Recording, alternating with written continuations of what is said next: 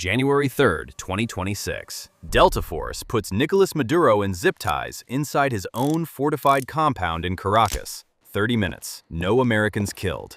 The question is how far back that capability reaches. December 1st, 1805, Moravia. The village of Bozenitz sits 2 kilometers behind the French center line.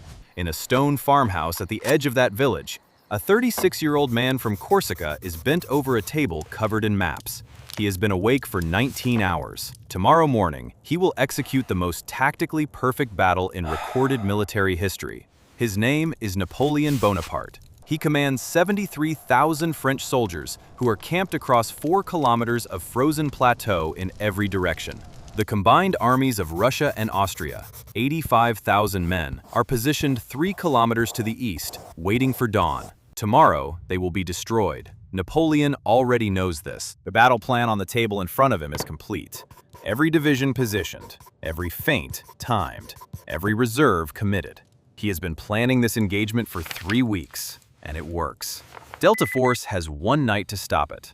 The problem is not reaching Napoleon. 5 operators with night vision and suppressed weapons moving through a sleeping encampment at 0200 hours can reach a farmhouse 2 kilometers behind the line. That part is achievable. The problem is what Delta Force does not understand yet. Standing in the darkness outside that farmhouse, Napoleon is not a target. Napoleon is a mind, and the mind does not stop working when the body is restrained. The 5 operators insert 4 kilometers west of the French position at 2300 hours, moving on foot through terrain that has not changed in 2 centuries. The Moravian Plateau in December is flat ground, frozen hard, smelling of wood smoke and horse, and the particular cold of Central European winter that gets into stone and stays there. Night vision turns the darkness into pale green daylight. 73,000 French soldiers produce heat.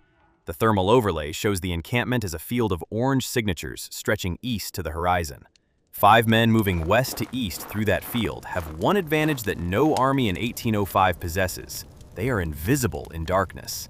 Not concealed, invisible. A French sentry at 20 meters looking directly at an operator in multicam against frozen grass and starlight sees nothing. His eyes are adapted to torchlight. The torches destroy his night vision. The operators move through the gaps between sentries at a pace the sentries cannot track because the sentries cannot see the gaps being used. It takes 80 minutes to cover 4 kilometers. That is not fast.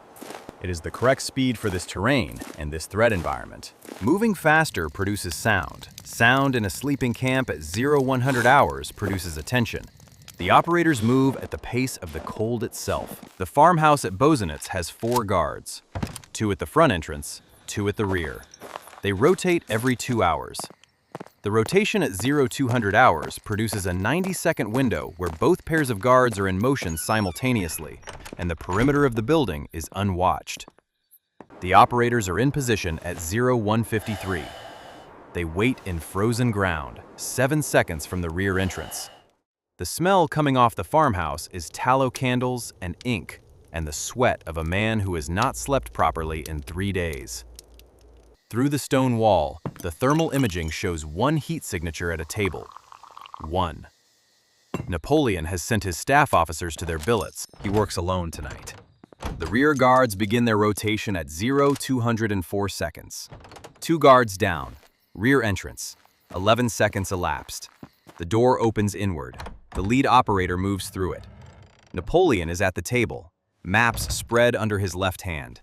Quill in his right. He does not startle. He looks up at the door the way a man looks up who has spent 20 years being the most dangerous person in any room he enters. Slowly, already calculating, already placing the new information into a framework. He sees 5 men in clothing that does not exist. Equipment that produces no sound. Faces covered. Eyes lit green by devices he has never seen. He sees the weapons and understands they are weapons. He sees the way the men move and understands they are soldiers. He sees the door behind them is still dark and understands no army stands behind them. 3 seconds of complete stillness. He asks 1 question.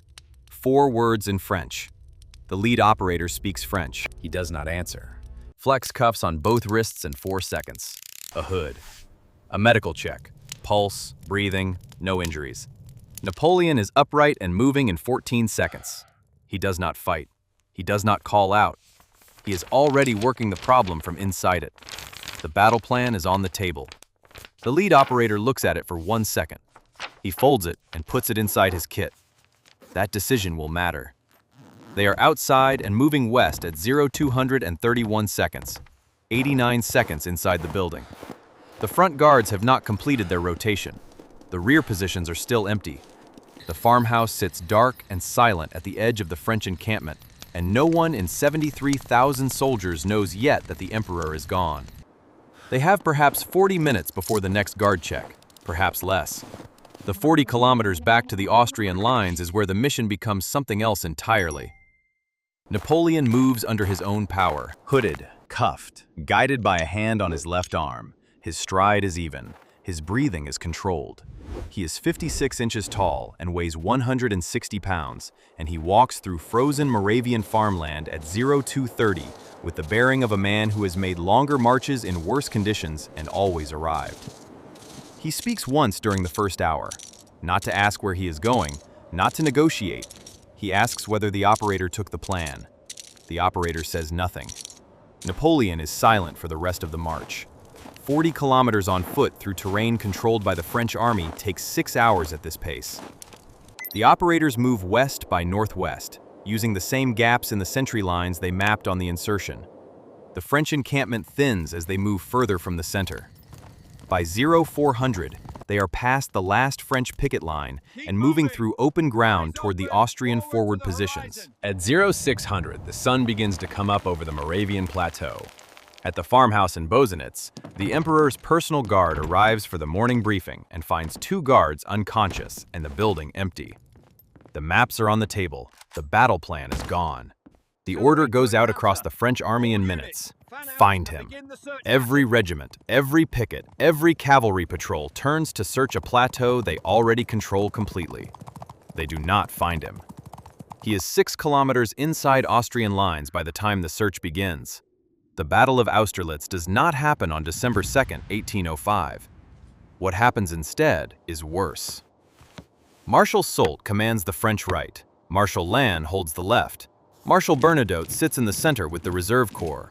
3 marshals, 73,000 soldiers, and no emperor. No orders, no plan. Soult advances on his own initiative because Soult is aggressive and the enemy is in front of him. Lannes holds because Lannes is methodical and has no orders to move. Bernadotte waits for a command that does not come. The coordinated attack that Napoleon designed to feint on the left while crushing the Allied center with a surprise drive from the right never executes. The French army moves in 3 different directions at 3 different speeds, and the Allies, expecting Napoleon's genius, find instead a conventional assault they can answer with conventional defense. The French lose 14,000 men by nightfall. The Allies lose 11,000. Neither side breaks. The battle ends where it began. There is no Treaty of Pressburg. Austria does not cede its territories. The Confederation of the Rhine is never formed. Prussia never falls at Jena. The French Empire never reaches its maximum extent, and the continental system never chokes British trade. And Wellington never fights in the peninsula, and Waterloo never becomes a name that means anything at all. Europe in 1815 is not the Europe that exists in the world we know. The borders that shaped 1814 and 1815 shaped different nations. Those different nations fight different wars in 1914.